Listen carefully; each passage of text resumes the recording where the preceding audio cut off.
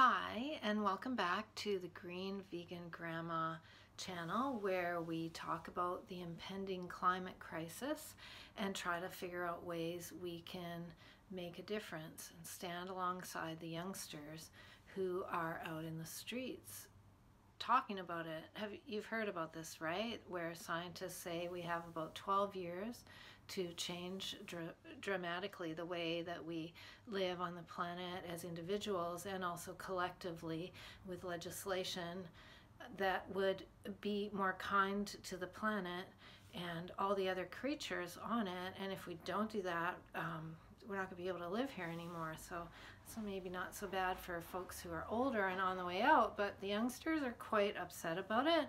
On March 15th, there was 1.4 million youngsters and their allies out in the streets. It was a student-led march, and since then they're doing hashtag Fridays for Future. On March 29th, over 25,000 youngsters were out in Berlin, 40,000 throughout Germany, and tens of thousands more around the world. So it's a situation. It's not going away, and what we can do is show the young folks that we care. And how can we do that? Well, we can do that by saying, oh my gosh, I'm sorry, there is damage done to this planet, and I contributed to that, and I did that unknowingly. We were raised in a different time with different information, but we have information now, and it's not going to do us any good to ignore that. So today we're going to look at some of the health benefits of plant-based living, and so that not only can we show the youngsters that we care about the planet enough to actually change our behavior, but so that we have enough strength and health and energy to stand alongside them out in the streets and do the work that's needed. So I want to focus on an article that I found written by Dr. Michelle McCacken. It's called 7 Things That Happen When You Stop Eating Meat. So number 1 is inflammation. Folks may know that chronic inflammation is connected to arthritis and pretty much every serious illness: heart disease, atherosclerosis, diabetes, autoimmune diseases, and other conditions. Plants have a natural anti-inflammatory ability, and so the more of those that you eat, then the less inflammation you're going to have. Number 2 is blood cholesterol. So elevated blood cholesterol is a key risk factor for heart disease and strokes, and those are 2 of the leading killers in the Western world. And the main source of cholesterol is saturated fat. So plants don't have a saturated fat. Saturated fat is found in animal products, eggs, dairy, cheese, that sort of thing. So when you shift away from those products and eat more plants, your blood cholesterol plummets. It's one of the first indicators that people notice. But in addition, they're high fiber. Meat and dairy has no fiber. Plants have lots of fiber, and fiber helps to reduce blood cholesterol. So there's studies that consistently show that blood cholesterol level drops about 35% once people go to a plant-based diet. Dr. Bernard here suggests that 21 days is the magic number, and his website has a 21-day vegan Kickstarter to get you going on that. Number 3, healthy microbiome. So the microbiome is in your gut, right? It's comprised of trillions of microorganisms, and their jobs are to help us digest food. They produce nutrients. They actually train our immune systems how to function properly, and they're involved with turning genes off and on, and keeping our gut tissue healthy, which protects us from various cancers.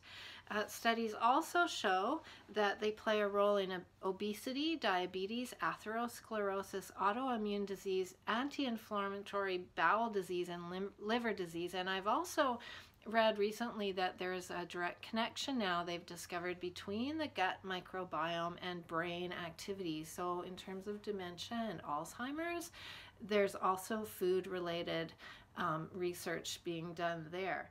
So again, foods containing fiber, plant foods, promote the growth of healthy bacteria in our guts. Now, another thing that happens, meat eaters consume choline and carnitine, and that causes the gut bacteria to make a substance that is then converted by our liver into something called trimethylamine oxide, TMAO. Trimethylamine oxide, and that can lead to worsening cholesterol, plaques in the blood vessels. Plant-based people make very little or no TMAO. So when you switch to a plant-based diet, you'll start to, your doctor especially, will start to see the results right away. Genetics is number 4. So we've been brought up, I think most of us, thinking that if we're genetically predisposed to something, if our parents had heart disease, then we're just going to get heart disease and there's nothing we can do about that. But in fact, the research now shows that food actually can influence the way the genes work, that genes are like a light switch. You can turn them on and you can turn them off. And in fact, Dr. Greger, if you go to nutritionfacts.org, there is a video there. He has thousands of videos. It's all research based. He looks at the latest evidence based reports and just and tells us what they say. And there's one there where scientists have taken 2 petri dishes, both with cancer cells, and into one of the petri dishes they put the blood of a plant-based person, and I believe it's 2 weeks and the cancer cells are pretty much all gone. It's kind of miraculous. So the studies also show that our DNA remains more stable on a plant-based diet, so cells and tissues will age more slowly. So yeah, there's a small group of people who are not going to be able to fight the genetics they've been handed, but it's about 1 in 200. So the other 199 people can affect their health directly by what they put in their mouths. Number 5 is diabetes. By moving to a plant-based diet, you greatly reduce your chances, because animal fat, animal-based heme iron, and nitrate preservatives in meat damage pancreatic cells, worsen inflammation, cause weight gain, and impair the way our insulin functions. So it actually stops our cells from being able to produce insulin. Number 6, I'm going to include, it wasn't in the original article, but is cancer. I spoke a little bit about that previously, but there was a Lancet report published a few years ago that was referenced by the World Health Organization and talked about in various media, but only for a very short period of time, unfortunately.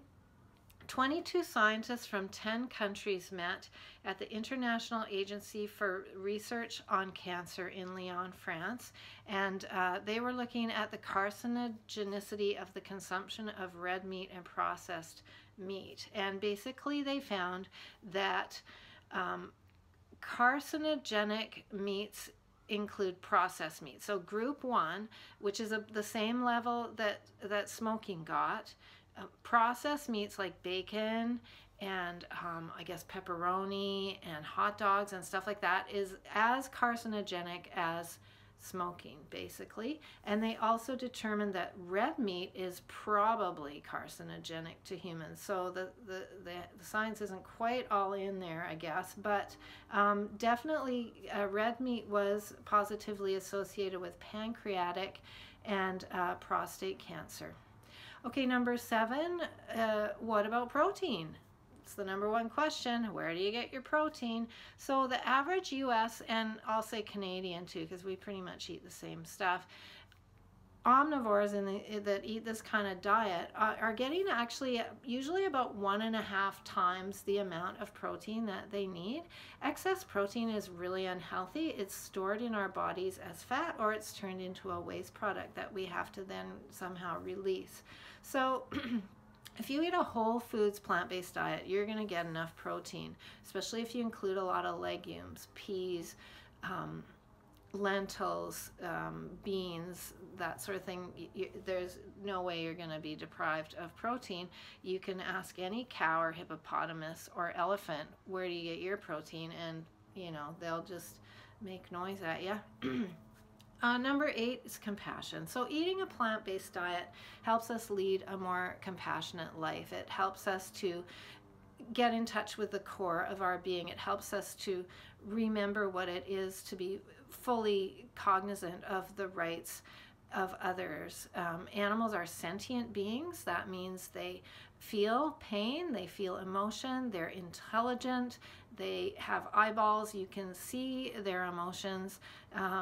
We know that they form family units. Compassion is the number one thing of being a vegan. You'll find yourself feeling things more deeply, and in addition to the kindness towards ourselves and the animals, we're being kinder towards the planet. It takes 2,000 gallons of water to make 1 pound of beef. So that's just a summary of some of the health reasons specifically to go vegan. There's lots of books and resources on the internet, and I'll perhaps be able to talk some more about those in detail in future episodes. I'm going to list 2 or 3 main links that you could check out if you're interested. Start with Meatless Monday and then move beyond that.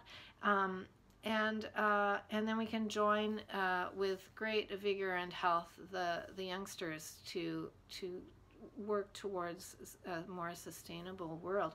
Also, I don't know about it's like where you are, but we're starting to get into springtime.